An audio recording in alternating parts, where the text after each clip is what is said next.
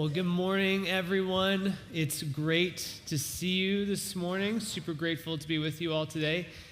Atticus, I'm going to ask you, I'm going to totally move around out of the spotlight, and I just don't want to be in the dark. So if you could help me out with the light situation, that would be awesome, because I definitely want to be in the face of folks over here, but see, this is a problem already. This is not working out. Yes, there we go. Perfect. Yes. Threw him a curveball. That was awesome. Oh, man, so good to be up here. If you're new or visiting, I want to say welcome. I'm glad you're here. My name is Dallin. I'm one of the pastors here. I normally hang out with our students, grades 6 to 12, on Thursday nights and Sunday mornings. Well, not all the grade 12s, but we are currently in a season of relaxing here in our youth program. We're taking some good time off. Students, I hope you're enjoying the summer months.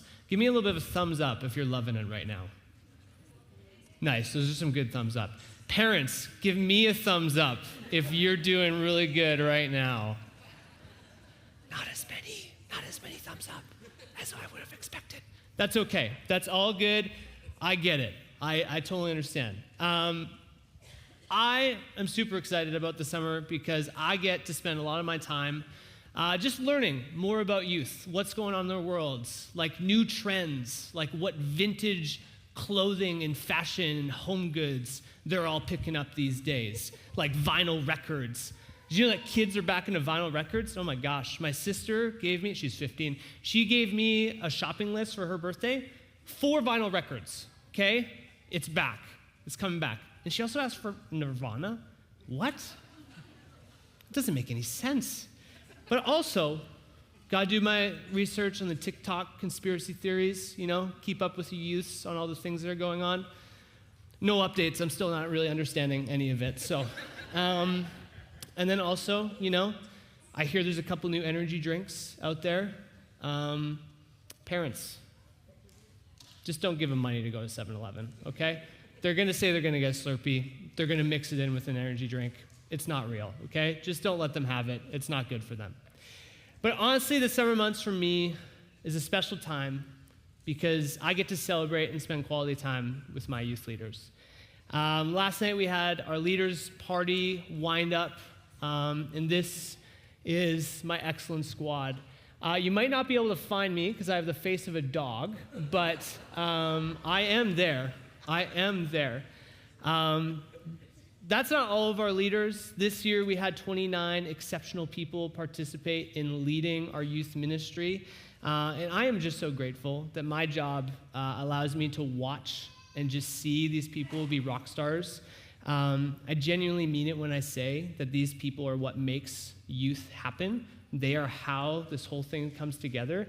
And I am just so blessed by God to be able to spectate and watch it all happen and see my youth leaders make meaningful relationships with youth. I got to go sit in a couple grads last week. I got to go see some youth leaders, watch their kids go out into the world and into a new chapter. And so that is super meaningful. And I think these leaders are really just so meaningful to have. And so that was something I was up to last night. Yeah, of course.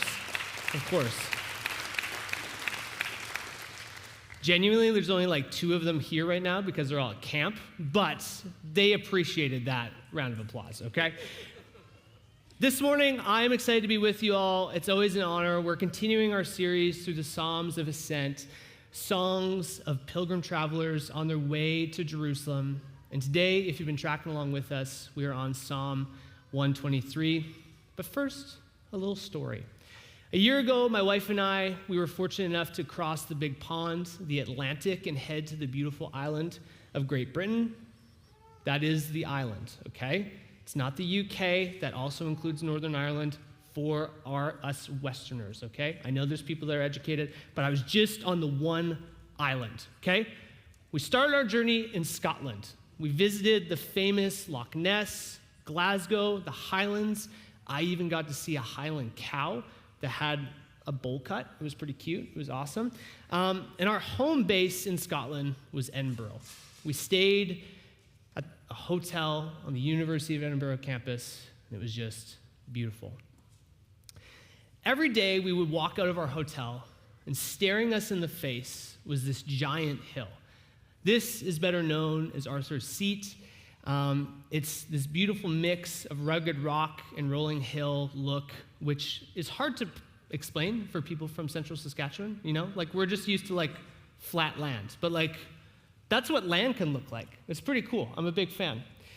But every day, we walk out, see that hill, and I was like, oh, man, I just want to go walk up that big hill, So our last full day in Edinburgh, we decided to take some time. We wanted to climb this big hill. Now, a few disclaimers before I continue the story, because I'm certain that there's some of you in this room that have actually climbed Arthur's Seat.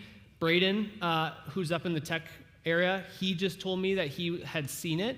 And so this story is going to sound a lot more epic, like I climbed a mountain. But again, some disclaimers. Kira and I, not the most avid hikers, okay? Again, we're people from Saskatchewan. It just doesn't work that way. But also, we were certainly in tourist mode last year, okay? We brought good cobblestone walking shoes. Certainly nothing that would have required us to climb anything with any elevation, okay? So that's the disclaimer. Now, Arthur's Seat has this point, and it's kind of hard to explain, but it looks like it's just this spot right on the hill that's pointing straight up. And everybody is kind of moving towards this spot. Kira and I, we start from the base of the hill at Holyrood Park, where Arthur's Seat is, right next to Holyrood Palace. From the palace, you can see where you're supposed to go. You can see that point. Everybody is moving towards it. You just have no idea how long you're going to be there. You have no idea how long it's going to take to start walking. So as we start, it's like any physical activity, right? We think thoughts of, gosh, wow, we should do this more often. We should go hiking all the time. This is so great. This is excellent. And I say something funny, like, Kira, shouldn't we go hiking more in Saskatchewan? And she's like, haha, of course. Right. Like hiking in Saskatchewan is a thing that we're going to do. But also, something to take note of is that at this moment in time, the hill or the point that I'm trying to get to is not seeming to get any closer to me. It just seems to be getting higher, and the perspective that I'm seeing is changing, and I'm starting to get scared. That's when stage 2 kicks in. My stomach reminds me that for the last few days, all I had been eating was pastries and desserts, while my morning coffee was typically a delicious latte, okay? I was not built for what I signed up for that day. My knees reminded me that 19 years of goaltending, although so great, only led to one thing: bad knees, okay? I have those now. But I am a former athlete. I know one thing: push through, baby. There's only one way to get it done. It's just by making it to the end. So I keep looking up. I keep seeing that point, and I'm like, I'm gonna make it. I'm gonna get there. That's when stage 3 kicks in. Somehow my knees are connected to my chest, and I feel my heartbeat in my legs. I don't know what's happening. I'm very scared. I'm worried. Why did I eat 2 scones that morning? I don't know. That's not a normal amount of scones for people to eat, but I decided to do it. And I keep reminding myself, oh my gosh, look up, get to that point. There's only one way this is gonna end, and we're gonna get there. Stage 4, I eventually remember I have a wife. She is back halfway down the hill being like, I need water. I need water. And I'm like, oh my gosh, I just left her behind all the way halfway down the hill. Oh my goodness. I'm hyperbolizing all of this, obviously. She wasn't that far away. I'm not a bad husband. I was paying attention to her. But my eyes were so intensely focused on getting to the point, getting to the end, that all these pains, all these aches, all these things, I was trying to ignore them. Eventually, we made it to another landing before another rugged, vertical climb could occur.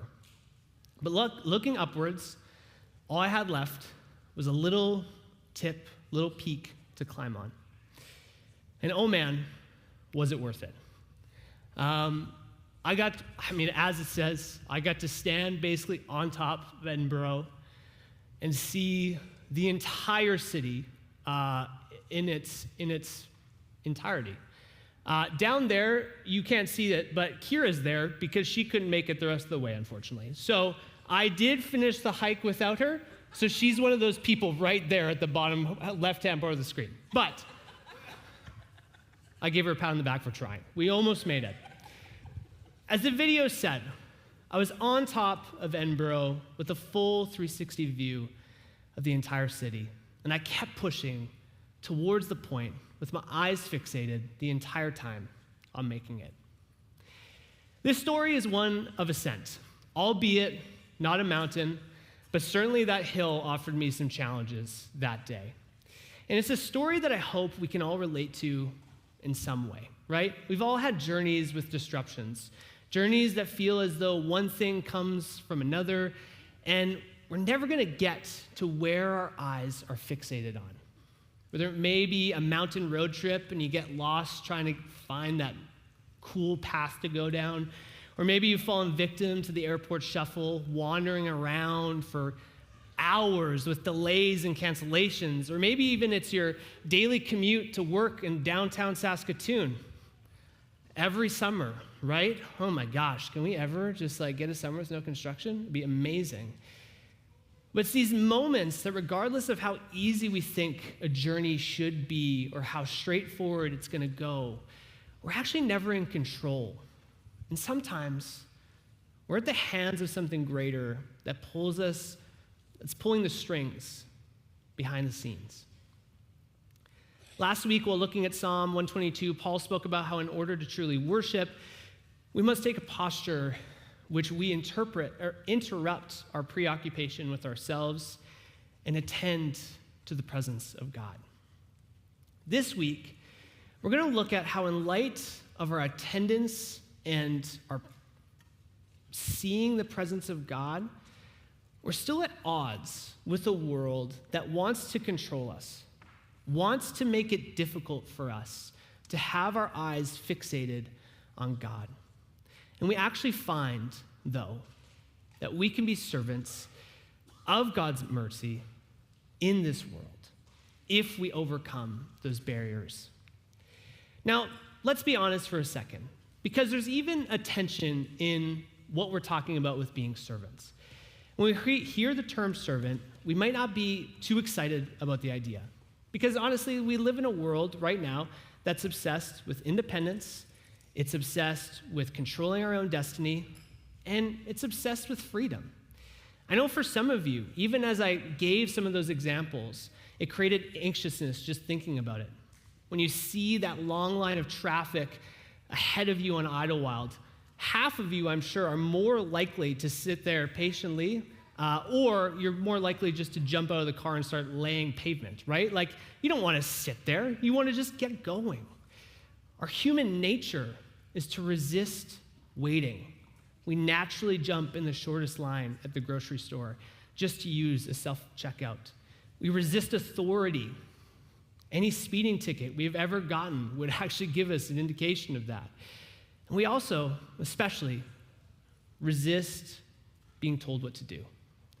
The image of my grandma putting the cookies in hard-to-reach places is still an image of that. And service is exactly that. Being told to do things for someone else, typically, we kind of do it reluctantly.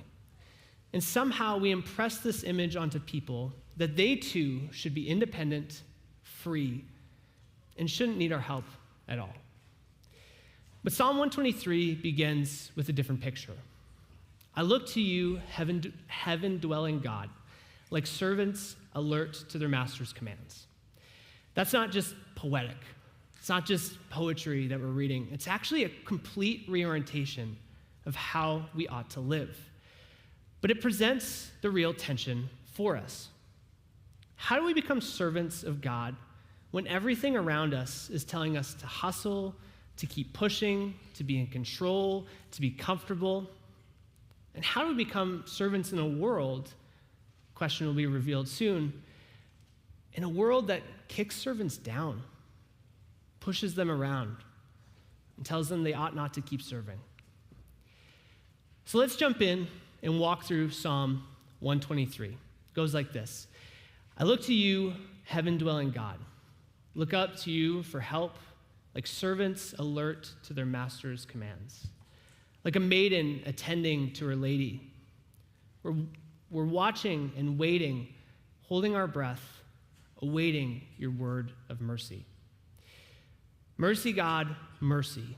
We've been kicked around long enough, kicked in the teeth by complacent rich men, kicked when we're down by arrogant brutes. The psalm begins with this phrase, I look up to you, heaven-dwelling God. Look up to you for help, like servants alert to their master's commands, like a maiden attending her lady. This passage starts with a gaze. The psalmist is deciding to look upwards. And interestingly enough, if you've been tracking through this series, it's very similar, almost the same, to what happened in Psalm 121, which we looked at a few weeks ago. The primary difference that is instead, this psalmist is not staring up, looking towards the mountains, like in Psalm 121. Rather, the psalmist is looking directly at God. Eyes fixated, thinking deeply about what God is doing next. And then we get this simile to help orientate our perspective on the look. It's compared with being a servant, keeping watch on their commands. And the psalmist in this instance also gives us a perspective that is both male and female. Speaking of a maid looking towards her lady, it's crucial because with this shift in language, the psalmist is clearing the way to say that it's not just this one person or the psalmist that's writing this who's looking heavenward, but it's actually an entire people the psalmist is writing about who are looking towards God as servants. And although this part of the psalm reveals a stark power differential between God and man, we don't find that the servant's gaze is passive, do we? It's not fearful, but instead, it's attentive, it's watching, it's trusting, and like a servant, it's expectant. Walter Brueggemann says it in this way: the servant knows that his life is safe in the governance of the master. One second. Oh, we're good. Each morning, I get up and feed my dog Royce. That was the dog that was covering my head in the earlier photo. He's really funny. At some point in his life, we didn't really train this super intentionally, but it just kind of happened. He'll come and he'll sit for breakfast, right? And he'll just sit there, really good, wait till I put all the food in the bowl. It's awesome, okay? I should have brought him for this. What was I thinking? This would have been a great on-stage moment. Next time. But he's sitting there waiting for food. We'll put it in the bowl, and he'll just wait. And we have to say to him the same 4 words every morning: okay, you can eat. In that exact same cadence, in that exact same way, every single time. If I say, okay, you can eat, he's got no clue what's going on, okay? He just stays there forever. He's so patient. He almost overwaits. An example, one time my brother-in-law was watching Royce, and he was staying over. He put the kibble in Royce's bowl, and then he walked off to go and keep getting ready or whatever. 10 to 15 minutes later, he comes back, and Royce is just sitting there like this, staring at his bowl, just waiting for the, okay, you can eat. No one said it to him. The poor guy was just sitting there awaiting something that was potentially never going to happen. There's something beautiful, though, in this posture. It's a relationship rooted in trust. My dog trusts me. He knows that I'm going to make sure he gets fed. And a servant knows that mercy is coming, even if it's not here yet in that moment. This psalm, however, takes a shift. It stops feeling like a follow-up psalm to the one that we read last week on worship and dependence, and it starts to feel a little bit more like a psalm of lament, which it is, And it reads, "Mercy, God, mercy. We've been kicked around long enough, kicked in the teeth by complacent rich men, kicked when we're down by arrogant brutes." Now, it's not just waiting anymore. It's pleading. We now learn the reason why the psalmist needs mercy. He and the other faithful ones who have suffered indignities of the powerful and the arrogant, they need a divine master to come to their aid. The psalmist presents this reality that living in their world, in their time, seeking out God, looking heavenward, presents massive social barriers, which typically leads to the faithful being kicked in the teeth. And it's described in this passage as men particularly doing it. However, I think we could lend ourselves a little grace and actually just look at this as oppressive systems in the world kicking those who are down even further. Eugene Peterson says it this way: Psalm 123 praise the transition from oppression, kicked in the teeth, to freedom, awaiting your word of mercy, to a new servitude, like servants alert to their master's commands. This psalm holds a tension: praise and pain in the same breath. And honestly, so do we, right? Like in our lives, we want to be faithful all the time. I mean, most of my conversations with my youth leaders is trying to figure out ways in which they can be more faithful and figuring out, oh man, how can I follow God better? But we get tired, bogged down from a fairly busy world that actually is pretty much built just to keep us going in that same pace all the time. We want to trust God, but we might feel the social pressure to not do that because it might actually look easier on the outside, or the perspective of the church is so poor that we get a bad rap. We too want to be servants, but we drift into becoming spectators. It's much easier to keep our head down, to walk forward, and not look to any of the issues that are going on in our world. And in turn, maybe, just maybe, we actually become the arrogant ones that this passage is writing about. Sometimes we look around and we realize we're not lifting our eyes heavenward anymore. We're not looking to God. But here's the turn. Here's the really great part about this message, about this psalm. This psalm whispers a gospel truth that gets revealed in the life of Jesus. Jesus is the one who perfectly lifts his eyes to the Father.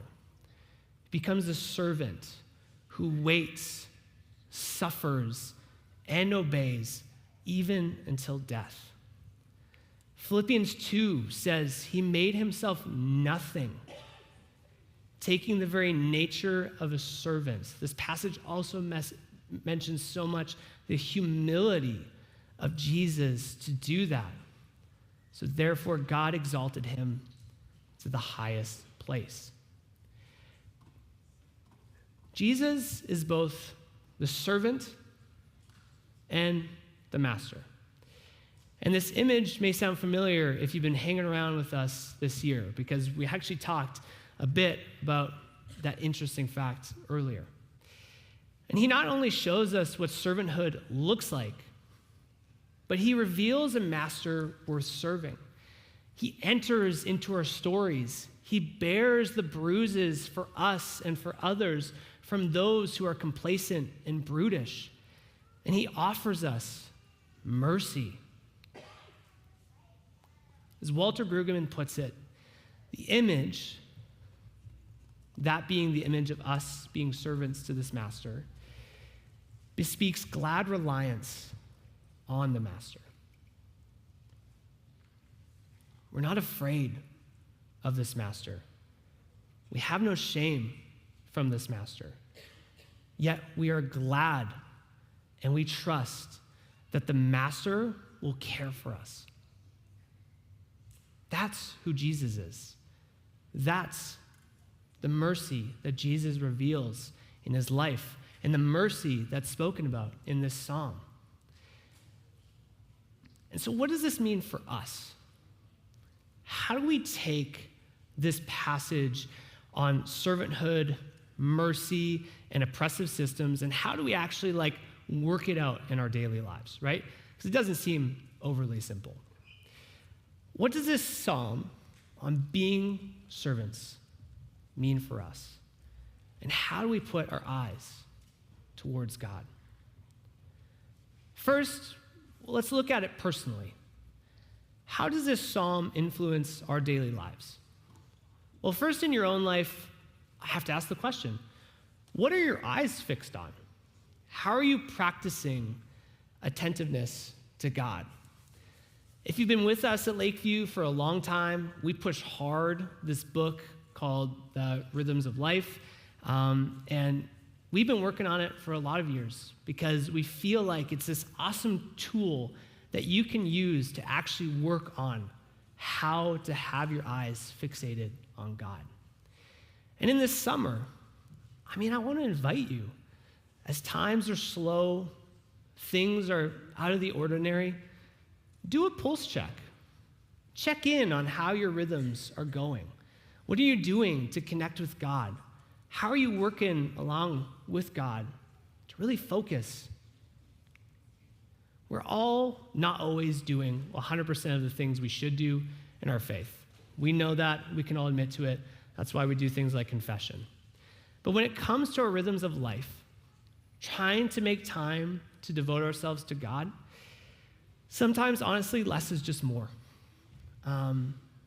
Small steps make big strides. So, a little personal encouragement from me to you. Take some time this summer. Try a new prayer practice. Write some poetry. Maybe even just go out and find a warm bench in a park and sit there in silence. Listen to the birds chirping and reconnect yourself with creation, with God's creation. Second, let's think culturally. Moving out from our inward journey, going out to the outward. Do you resist the oppressive voice in our world? Have you, in some ways, become complacent, at ease while others are crushed? Eugene Peterson's main point in all of his writing on Psalm 123, which is an excellent book, if any of you are looking for something to read, I'd highly recommend it, is that service is a natural outgrowth of our eyes looking towards God. He writes, the psalm has nothing in it about serving others. It concentrates on being a servant to God. Its position is that if the attitude of servanthood is learned by attending to God as Lord, then serving others will develop as a very natural way of life. Commands will be heard to be hospitable, to be compassionate, to visit the sick, and to help and to heal.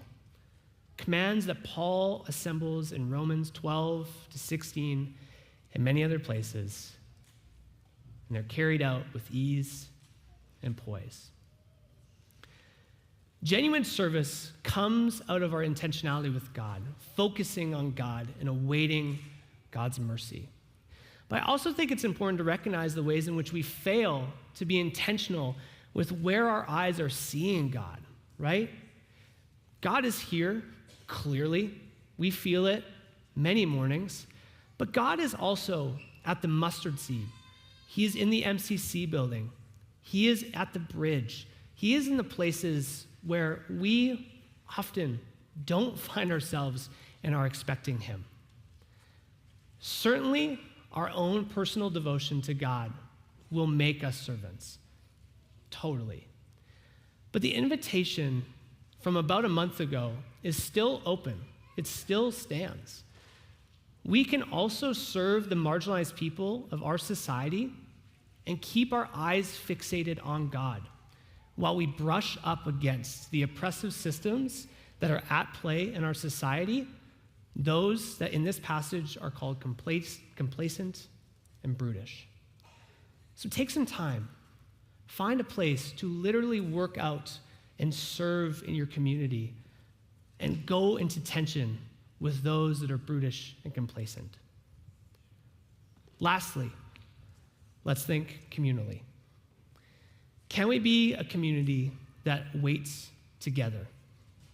A community that holds both praise and lament, trust and protest in the same breath? Can we serve alongside each other amid the waiting? But most of all, can we be a community that as we're fixating our eyes on God, the actual outpouring of that is servanthood and care for each other?